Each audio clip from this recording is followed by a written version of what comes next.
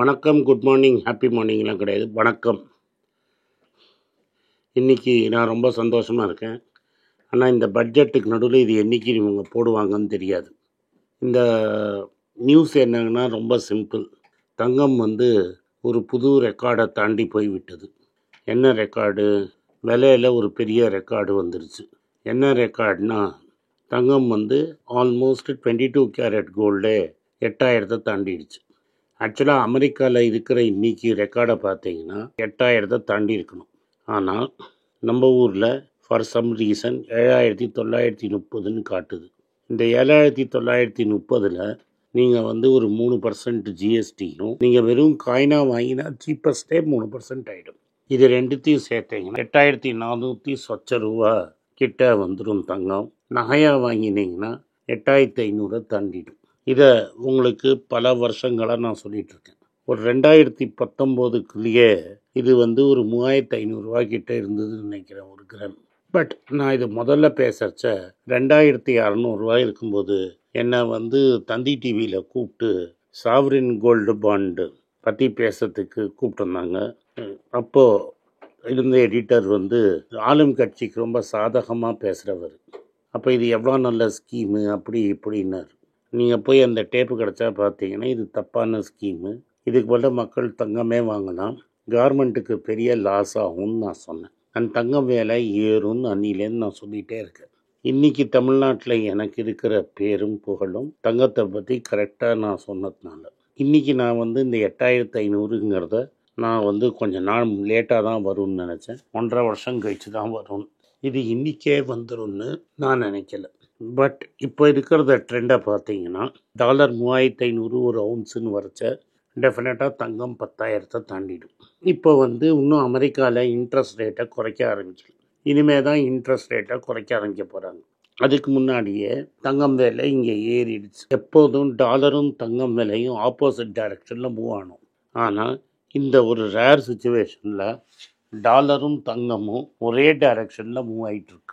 இதுக்கு என்ன காரணம் அப்படின்னு நீங்கள் பார்த்தீங்கன்னா, ரஷ்யா யுக்ரைன் போகிற ஆரம்பத்தில் உங்களுக்கு ஞாபகம் இருக்குன்னா, ரஷ்யாவோட ஃபாரின் எக்ஸ்சேஞ்சை அமெரிக்கா டாலரை பாதிக்கு மேலே அமுக்கி வச்சுட்டாங்க, ரஷ்யாவுக்கு ரிலீஸ் பண்ணலை.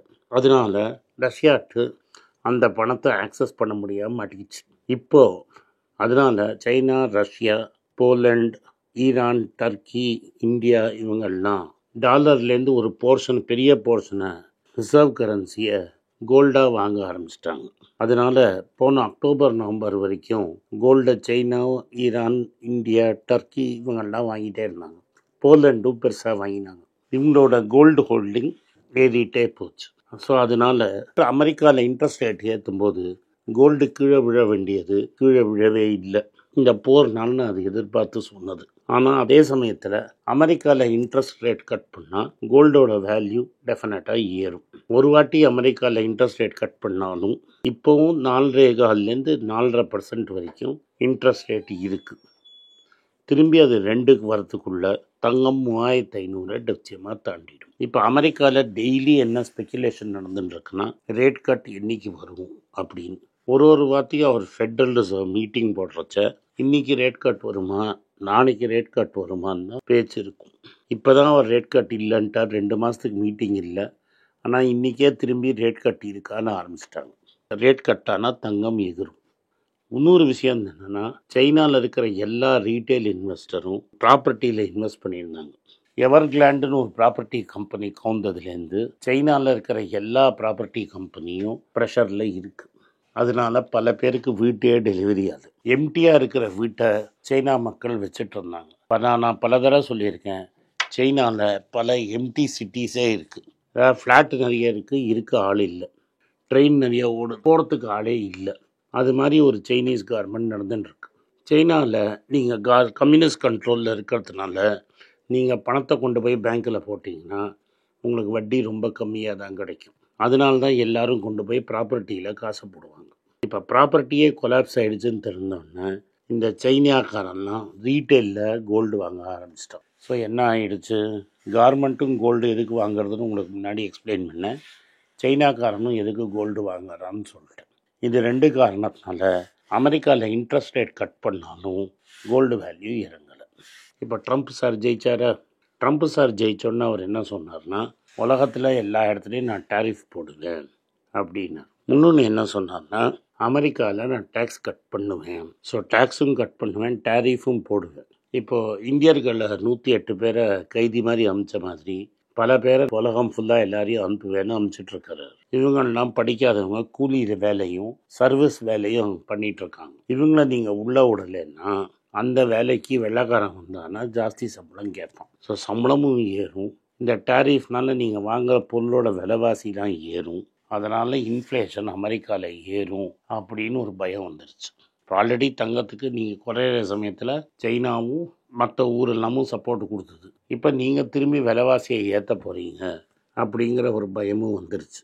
அதனால் டபுள் ரீஎன்ஃபோர்ஸ் ஆகி கோல்டு வேல்யூ ஏறிட்டே இருக்குது. நேற்று நான் பார்க்குறச்ச $2860 வரைக்கும் கோல்டு ஸ்பாட்டில் ட்ரேட் ஆகிட்டுருக்கு. ஸோ இது ஸ்பாட்டில் ட்ரேட் ஆகிறதுனால கேப்பு இங்கே 8000 தாண்டணும். அது 1-2 நாளில் தாண்டிடும். அப்படியே இந்த வாட்டி மிஸ் ஆகி அமெரிக்காவில் கொஞ்சம் குறைஞ்சாலும் 10 நாளில் தாண்டிடும். 3500ங்கிறது இங்கேருந்து 20%லேருந்து 30% இருக்குது. 30% கோல்டு விலை ஏறினா நம்ம ஊரில் 2400 ஏறணும். ஸோ இங்கே 7930லேருந்து 24%க்கு மேலே கோல்டு ஏறினா டெஃபினட்டாக 2000 மேலே ஏறணும். அது 9000 தொட்டுடும். நீங்கள் ஜிஎஸ்டியை சேர்த்தா 10 ஆகிடும். இதுதான் தாத்பரியம். இது வருமானா வரும், என்னைக்கு வரும் அப்படின்னு நம்மளால் சொல்ல முடியாது. ஆனால் நிச்சயமாக வருங்கிறது நம்மளுக்கு தெரியும். அதனால் உங்களுக்கு ஏதாவது அடுத்த 2 வருஷத்துக்குள்ளே தங்கம் வேணும்னா இப்போவே பொறுக்கி வச்சுக்கிறது நல்லது. என்னன்னு சொல்லக்கூடாது, தப்பாக சொல்லிட்டேன். மிடில் கிளாஸில் இருக்கிறவங்களுக்கு தங்கம் வாங்கிறது உச்சிதம். அவசரத்துக்கு பணம் வேணும்னா அதுக்கு அகேன்ஸ்டாக தான் கடன் கொடுப்பாங்க. இதெல்லாம் போக இன்னொரு காரணம் இருக்குது. ரூபாவோட விலை மதிப்பு அதிபாதாளத்துக்கு போயிட்டு இருக்குது. ஆல்ரெடி இப்போ நீங்கள் பார்க்குறச்ச $87.52 ஆகிடுச்சு. நீங்களும் வெளில போய் வாங்கணுன்னா $89 கிட்ட கேட்போம். இதில் என்னென்னா தங்கம் இந்தியாவில் தயாரிக்கப்படலை, வெளிநாட்டிலேருந்து தான் உள்ளே வருது. என்னோட எதிர்பார்ப்பு எஸ்பெஷலி இன்றைக்கி சஞ்சய் மல்ஹோத்ரா ரேட் கட் பண்ணதுனால ரூபா வீக்கன் ஆகும். இந்த மார்ச்சுக்குள்ளே 88 தாண்டக்கூடும். வருஷத்துக்குள்ளே 90லேருந்து 95க்குள்ளே போகும். அப்படி 95க்கு போச்சுன்னா நம்ம இப்போ 87 இருக்கோம். $8 ஏறிடும். தங்கம் அங்கே இருந்தாலுமே 10% அதனால ஏறும். ரூபாவின் மதிப்பு குறையறதுனால தங்கத்தின் விலை ஏறும். எப்படி நீங்கள் பார்த்தாலும் 2 வருஷத்துக்குள்ள தங்கம் 10,000 எட்டிடுங்கிறதுல மாற்றுக்கருத்தே வேண்டாம். பட் ஆல்ரெடி என்னை ஃபாலோ பண்ணவங்க நல்ல லாபம் சம்பாதிச்சிட்டாங்க. இந்த கார்மெண்ட் இருக்க பயமே. ரூபா 95 நிச்சயம். இன்ஃபேக்ட் ஆட்சி போகிறதுக்குள்ள செஞ்சுரி அடிக்கிறதுக்கே வாய்ப்பு பிரகாசமாக இருக்குது. அதனால் தங்கத்தின் விலை 10 தாண்டி போகிறதுக்கு பிரைட்டாக ஆகிடுச்சு. இந்த ஸ்டாக் மார்க்கெட்டு மற்ற இடத்துல மேலே கீழே போடுச்சா உங்களுக்கு பயமாக இருந்ததுன்னா டெஃபினட்டாக நீங்கள் தங்கத்தை வாங்கி சேஃப்டி பண்ணிக்கலாம்.